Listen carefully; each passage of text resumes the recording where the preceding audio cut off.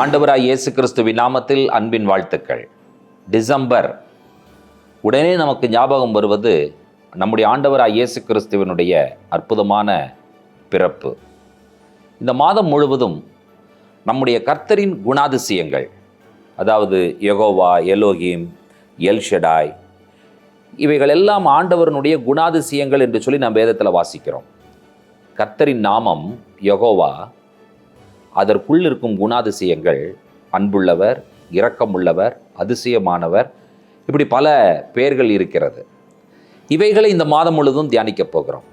கிறிஸ்து என்னவாக, எப்படிப்பட்ட குணாதிசயங்களோடு பழைய ஏற்பாட்டிலே காணப்படுகிறார் என்கிறதான காரியங்களை தியானிப்பதன் மூலமாக இந்த வருடம் மகிழ்ச்சியாக கிறிஸ்துவனுடைய குணாதிசயங்களை அறிக்கை செய்து கொண்டாடுகிற கிறிஸ்மஸாக இருக்கட்டும் என்று சொல்லி உங்கள் அனைவருக்கும் எங்களுடைய அன்பின் நல்வாழ்த்துக்களை, கிறிஸ்மஸ் வாழ்த்துக்களை மகிழ்ச்சியோடு தெரிவித்துக் கொள்கிறோம்.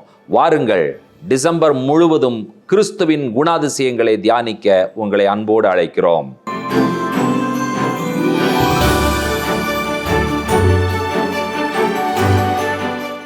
ஆண்டவராய் இயேசு கிறிஸ்துவின் நாமத்தில் அன்பின் வாழ்த்துக்கள். நம்முடைய தேவனுடைய குணாதிசயங்கள் எல் யமுனா, எல் ஷடாய், யாவே, காண்கிற தேவன், எல் ரோயி, இப்படி பல விஷயங்களை நாம் தியானித்து வருகிறோமே. இவைகள் நிச்சயமாக நம்முடைய ஆவிக்குரிய மனிதனுக்கான அற்புதமான ஆகாரம் என்பதை நாம் அறிந்திருக்கிறோம். இவைகளை அறிந்து நம்முடைய நாவினால் நாம் அறிக்கை செய்யும் பொழுது உள்ளான மனிதனுக்குரிய அற்புதமான உணவு அதுதான்.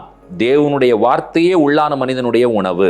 இன்றைக்கு நாம் இன்னொரு அற்புதமான குணாதிசயத்தை நாம் கற்றுக்கொள்ள இருக்கிறோம். அந்த குணாதிசயத்தினுடைய எபிரேய பெயர் எலோஹே ஹஸ்டோ என்பதாகும். எலோஹே என்று சொல்லும் பொழுது மை காட், அதாவது என் தேவன். ஹெசட், ஹேத் சாமக் டாலத், அதுதான் ஹெசட். ஹெசட் என்று சொல்லும் பொழுது அதனுடைய உள்ளான அர்த்தம் ரொம்ப சொல்லணும்னு சொல்லி கேட்டீங்கன்னு சொன்னால், கிருபைன்னு சொல்கிறாங்க, இரக்கம் என்று சொல்லுகிறார்கள், காருண்யம் என்று சொல்லுகிறார்கள். இப்படி பல பெயர்களை, பல அர்த்தங்களை உள்ளடக்கிய ஒரு அற்புதமான பெயர் எலோஹே ஹஸ்டோ என்று சொல்லி இந்த நாமம் நமக்கு அறியப்படுகிறது. எலோஹே என்று சொன்னால் என் தேவன். ஹெசட் என்று சொல்லும் பொழுது நம்பிக்கையான அன்பு, இரக்கம், உறுதியான கருணை, இப்படி சொல்லிக்கொண்டே போகலாம். அதை நீங்கள் ஆழமாக புரிந்து கொள்வீர்கள் என்று சொல்லி நான் நினைக்கிறேன். ஏனென்று சொன்னால் எபிரேய வார்த்தையினுடைய உள் ஆழங்களை தமிழ் வார்த்தைகளை கொண்டோ அல்லது ஆங்கில வார்த்தைகளை கொண்டோ விளக்குவது கடினம். ஏனென்று சொன்னால் அவ்வளவு ஆழம் பொதிந்த வார்த்தைகள் தான் எபிரேய வார்த்தைகள். வினைச்சொற்கள் எல்லாமே ஆக்ஷன். மற்ற சில ஆங்கில வார்த்தைகளை பார்த்தீங்கன்னா அப்டிராக்டாக இருக்கும். சில பொருட்களை சொல்லவே முடியாது, அர்த்தங்களை சொல்லவே முடியாது. ஒரே வார்த்தைக்கு பல விஷயங்களை நாம் சொல்ல வேண்டி இருக்கிறது எபிரேய வார்த்தையை பொறுத்தவரை.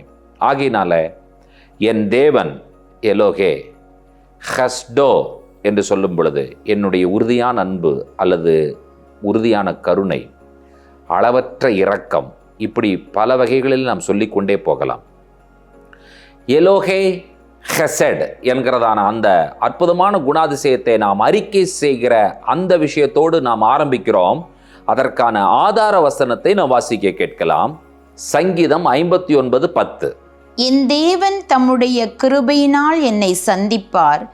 தேவன் என் சத்துருக்களுக்கு வரும் நீதி சரிக்கட்டுதலை நான் காணும்படி செய்வார்.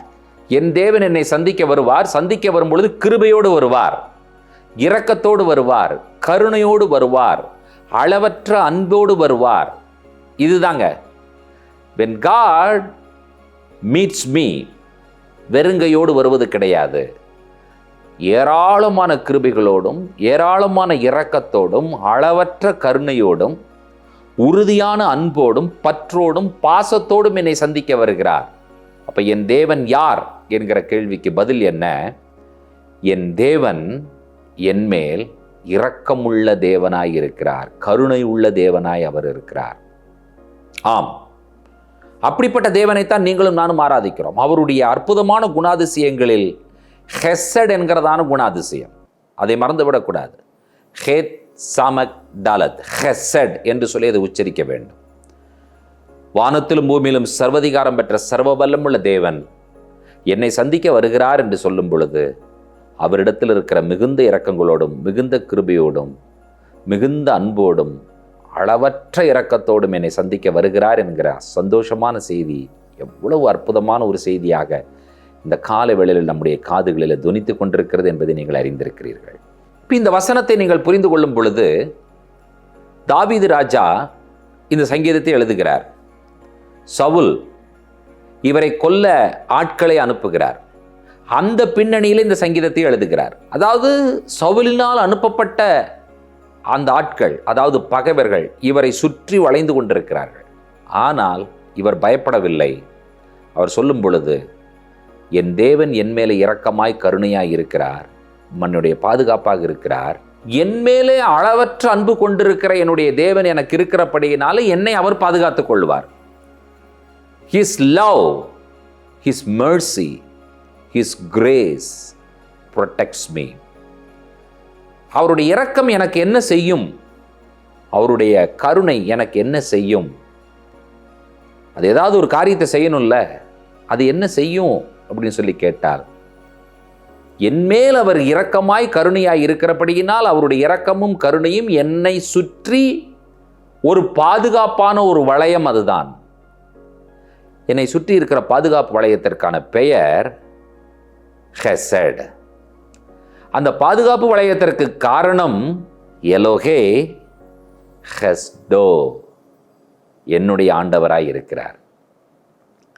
உங்களையும் என்னையும் பாதுகாப்பதற்காக உங்கள் மேலும் என் மேலும் ஆண்டவர் இரக்கமாய் இருக்கிறபடியினால் நடந்த விஷயம் என்ன? என்ன நடந்தது? கர்த்தர் என் மேல் இரக்கமாய் இருக்கிறார். What is the evidence? What is the proof? கர்த்தர் இரக்கமாய் இருக்கிறாங்கிறதுக்கு ப்ரூஃப் என்ன? நன்றாய் சொல்லுகிறேன், கவனியுங்கள். கர்த்தர் நம்மேல் இரக்கமாய் இருக்கிறார் என்பதற்கு ஒரு சாலிடான ப்ரூஃபை சொல்கிறேன், கேட்டுக்கொள்ளுங்கள். தேவன் தம்முடைய ஒரே பேரான குமாரனை விசுவாசிக்கிறவன் எவனோ அவன் கெட்டு போகாமல் நித்திய ஜீவனை அடையும்படிக்கு அவரை தந்தருளி இவ்வளவாய் உலகத்தில் அன்பு கூர்ந்தார். This is the solid proof. தம்முடைய ஒரே பேரான குமாரனாகிய கிறிஸ்துவையே இந்த பூலோகத்திற்கு அனுப்பினதே கர்த்தர் என்மேல் மிகுந்த இரக்கம் உள்ளவராய், மிகுந்த கருணை உள்ளவராய், உறுதியான அன்புள்ளவராய் என்மேல் இருக்கிறார் என்பதற்கான சாலிட் ப்ரூஃப் ஆண்டவராய் இயேசு கிறிஸ்து இந்த பூலோகத்திற்கு வந்தது. அறிக்கை செய்வோமா? இயேசு யார்? எலோஹே ஹெசட், என்மேல் இரக்கமுள்ள என் தேவன். அந்த தேவன் நம்மை பாதுகாத்து நம்மேல் அன்பாயிருந்து நம்மேல் கருணையாயிருந்து நம்மை சுற்றி இருக்கிற எல்லா எதிரிகளுக்கும் நீங்களாக்கி நம்மை பாதுகாக்க உண்மையுள்ள தேவனாய் அவர் இருக்கிறார். ஒருமுறை கூட எலோஹே ஹெசட் என்ற நாமத்தை அறிக்கை செய்ய ஆண்டவர் நமக்கு உதவி செய்வாராக. ஜெபிப்போம். பரிசுத்தமும் கிருபையும் இறக்கும் நீதி நிறைந்த எங்கள் அன்பின் ஆண்டவரே, இந்த நல்ல அற்புதமான காலை பொழுதற்காய் நாங்கள் நன்றி சொல்லுகிறோம். எலோஹே ஹெஸ்டோ, என் மேலே இரக்கமுள்ள என் தேவன், அதற்காய் நாங்கள் நன்றி சொல்லுகிறோம்.